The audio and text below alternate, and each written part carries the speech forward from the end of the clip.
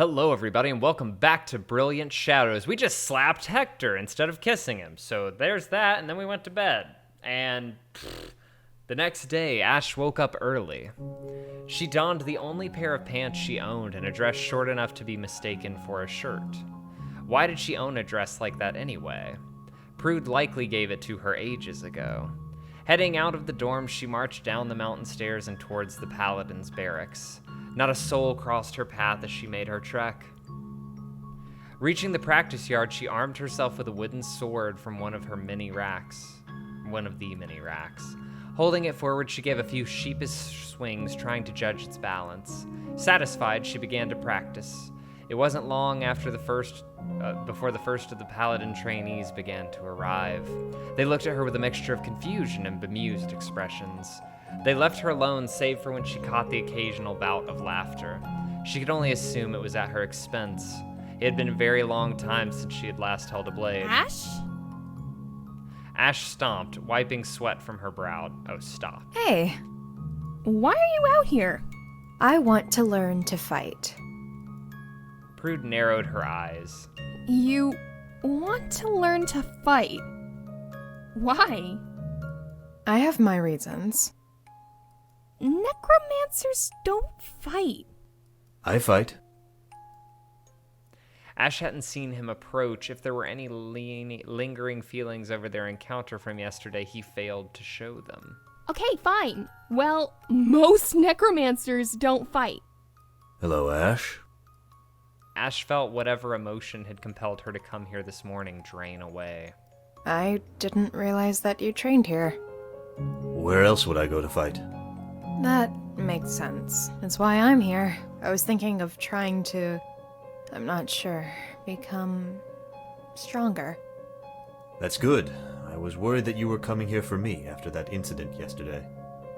Yes, where I taught you a thing or two about manners. I hadn't realized that was what that was. What did you do? What was? Veronica here saw fit to strike me across the face. What? Prude wheeled to face Ash. Why would you do that, Ash? Well, it was either that or kiss him. Hektor here had overstepped his bounds and ignored propriety. Ash glared at Hektor. I merely reacted in kind. Ash, what in the name of all 17 hells makes you think you have the right to react like that? 1, you know Hektor is a bit different. He can't help how awkward he is. 2, you attacked him, unprovoked. At least not physically. I don't know why you would think that would ever be okay with anyone. I don't either. I'm sorry. I just didn't think kissing him was right You either. punched him to make him go to bed. Yeah, that's true. You did do that. I do remember that. I thought that was weird. Forgot to say something about it, but that doesn't justify what I did. And finally, 3, that's different. Is it? That's still not great. How? It was for his own good. Yeah, that's abusive. That's not great. Ash flushed but tried her best to maintain a grim expression. Do you understand? Do not presume to lecture me, Prudence. You may be my best friend, but I do not... No. You are my best friend, so it gives me every single right to correct you, especially when you're being a piking bitch. Hektor drew in a sharp breath. Ash's own breath caught in her throat. I'm so...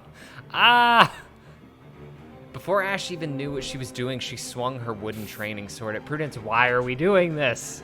She blocked it with an easy, almost casual parry. With a roar, Ash stepped forward, swinging again. Again, Prudence knocked the blow away with the ease of one who is playing with a child. Ash held up her blade in both hands, roared, then stopped. Prudence had tears in her eyes. The blade fell from Ash's hand, sinking dull-edged blade first into the mud. She stepped forward and the two embraced, tears rolling from Ash's eyes as well. So the first thing you need to do is practice a better stance, Ash. Also, Hektor, shut as the powerful fuck as your up. blows were, a smaller, thinner blade would likely suit you better. Shut up, Heck. Okay. The sound of heavy boots mucking through the practice field towards them drew Ash to look up from Prude, their embrace ending. Zachariah stood scowling. Another rot sucker here to waste the time of my recruits? I believe to waste their time, I'd have to be a bad fighter who was holding them back in training somehow, and not someone who has trounced you. Twice. Hektor's eyes oozed metaphorical venom as he glared towards Zachariah. Ash silently thanked the light and shadows it was only metaphorical venom, remembering a particularly unfortunate accident during the early days of her Nox training. She was glad that blind Ister-Hashan had adapted so well. What? Whenever you open your mouth, Mr. Warlock, you seem desperate to give me excuses to kick you and your girlfriend out. Wait, why would you kick out Prudence? Wouldn't Ash and I make more sense? Prude's eyes became saucers and her entire face turned as scarlet as her hair. Ash tried to feel happy for her, but could only feel resentment that it was that man who made Prude feel that way. Light and shadows, Mr. Warlock, you are impossibly dense. Zachariah simply shook her head and walked away, cursing under her breath about idiot children. Huh. I was expecting that confrontation to be more dramatic. I think she's as sick of you as I am. I'm sorry about that. We're being kind of an asshole. Goddess, do not apologize. I don't want to see you roll over so easily. You likely could, if you were to ask him. Ash wheeled to find Elfnod. I did not realize we had plans to train here this morning. Is Belinda expected? No, we aren't doing ritual training here. Just normal training. A thought occurred to Ash. Perhaps if she could... Hektor, would you care to spar?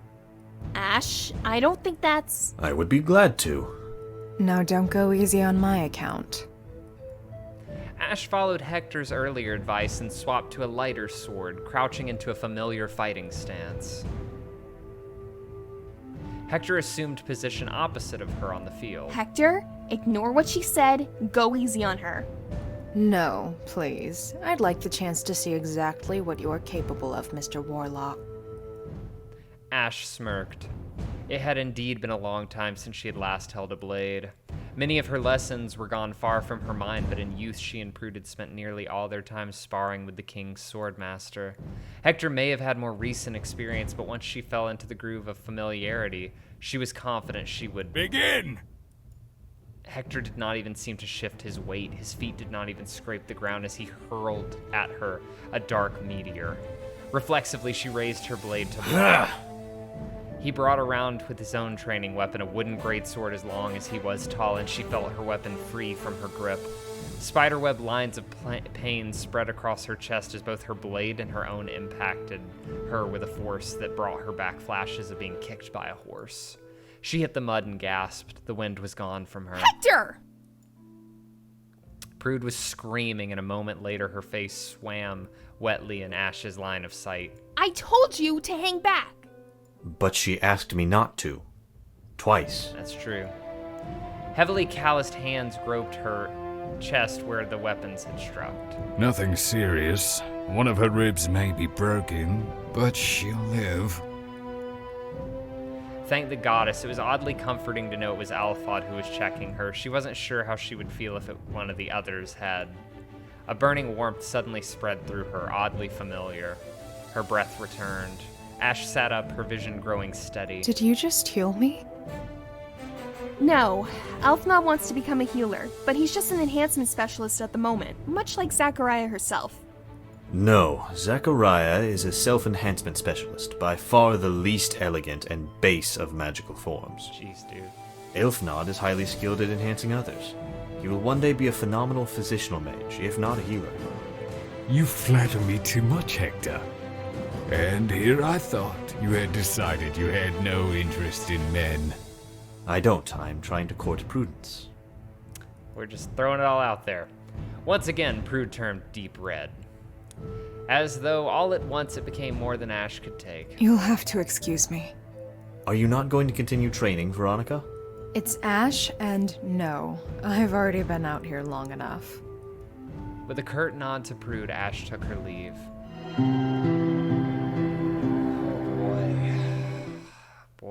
Boy. Exiting from her changing room after her shower, Ash found Prude sitting on her bed playing with one of the semi-wild cats that roamed the mountain. Oh, I didn't expect you to be here. I wanted to talk. A chill ran down Ash's spine, then a flash of anger. This was getting ridiculous. She couldn't go an hour without getting ominous chills. You okay? I'm fine, it's nothing. What did you want to talk about? Prudence took in a deep breath. You like Hektor, I know. I don't. I don't like him, that is. I don't really know how I feel about him, though. I don't trust him, but I can't say much more. Prudence. Oh, this is important if you're using my actual name. Please don't. Not yet. There's something about Hektor I just can't trust. Don't worry, I'll be careful. Prudence got up, carrying the cat. I'll see you at breakfast.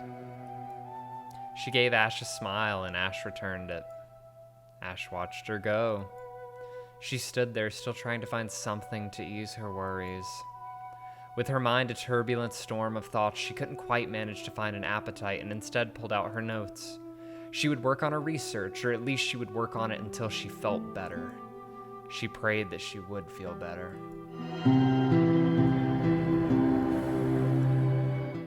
Boy.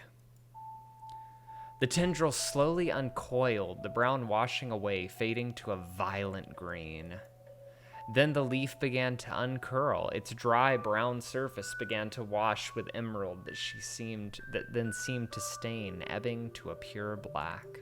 The plant stood as erect and tall as it had in life. The regret she had for letting it die several months ago began to fade. I can't believe it worked. Ash scrawled wildly in her notes as she spoke the same words aloud. And it works in the exact same manner as reanimation. She stared at the phoenix mark on her hand. Meaning that somewhere out there, my pair is supplementing my power. If they were only a bit closer, I could reanimate something larger. A tree, perhaps. That's rather amazing. It looks much healthier than anything else I have seen reanimated. Alfnod stoked one of the leaves, cocking an eyebrow. Yes, that's odd. You're sure it's not like a golem? No. You see, golems are completely different. They're not restored to any semblance of life. They're more like puppets. Yes, there's bodies underneath the armor or clay forms you often see them in, but that's because you can't even turn false life into false bodies. There's just something about organic matter that lets it hold on to that spark. Oh, could you make a tree golem? I don't know. I'm not actually a specialist in golems.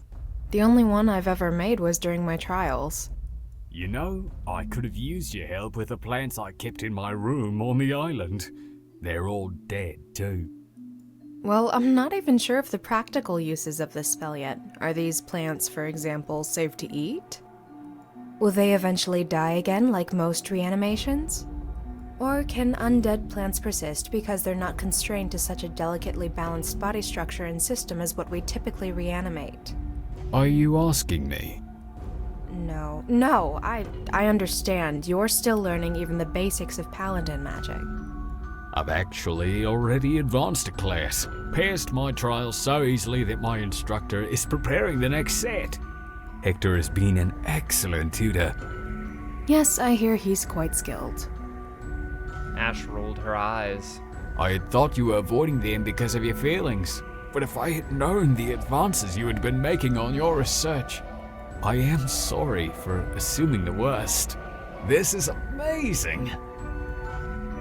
Looking up from the plant, Alfnod gave a hopeful look. Can I keep one? Oh, yes, sure. Please do. Aww. Thank you. He lifted the black-leafed plant and held it up reverently as he examined it. Do you want to get breakfast?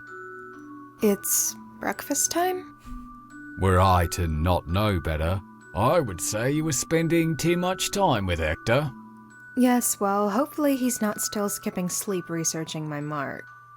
No, that enthusiasm seems to be spent on his time with us. How are you and Belinda getting along? She's a good girl. Belinda? This is the same Belinda, right?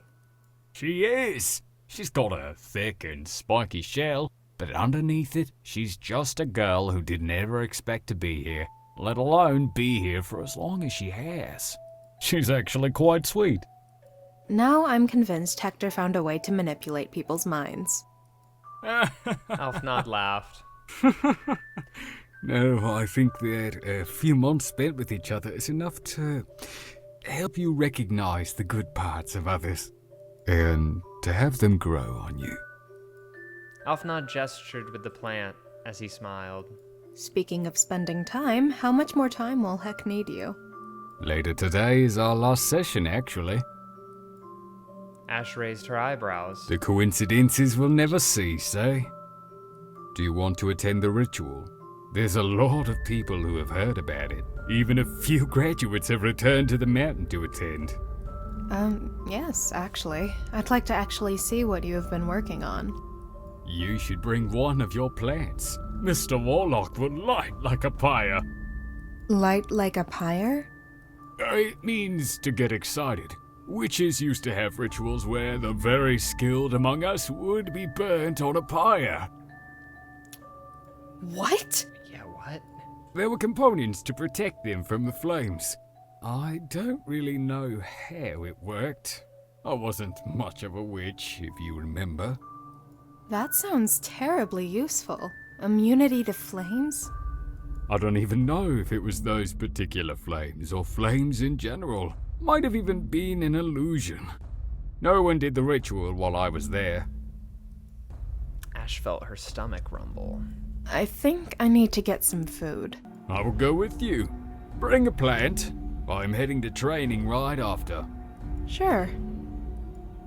Ash chose a pot in which nestled a tiny black bush with a rose as dark as ink. Let's go. The two wove through the catacombs of the mountain and found their way to the kitchen. Also, that's where we're going to cut this episode. So, thank you so much for watching. We reanimated a plant. It's super cool. We also got in a fight with Hektor, and oh boy, what a rough place we're in. But maybe it's getting better. Maybe something cool will happen, or maybe something terrible is just around the corner. Who knows? So, stick around. Make sure to subscribe if you're not already, and I will see you tomorrow night.